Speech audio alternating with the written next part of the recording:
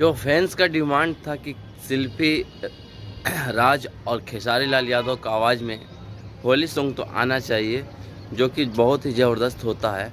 तो इस साल का फर्स्ट होली सॉन्ग शिल्पी राज की आवाज़ में खेसारी लाल का यादव का आ चुका है, जिस सॉन्ग का नाम है हमार बड़े पति।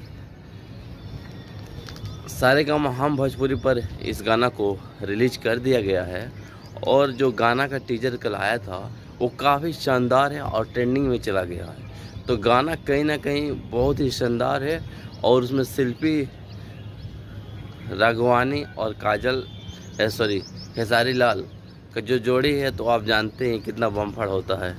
तो आप लोग जाकर देखिए, इस सॉन्ग को प्रकाश परदेसी जी ने लिखा है और गाना बहुत बवाल है। अश्लील शब्द बहुत कम यूज किया गया, ना नहीं किया गया है बोल सकते हैं आप। और इस समय खेसारी लाल यादव के 5-5 होली सॉन्ग ट्रेंड कर रहे हैं, सबसे बड़ी बात यही है। और एक खुशखबरी है कि ये भी सॉन्ग बहुत जल्दी आ जाएगा ट्रेंडिंग में। गाना आपको सुन के कैसा लगा?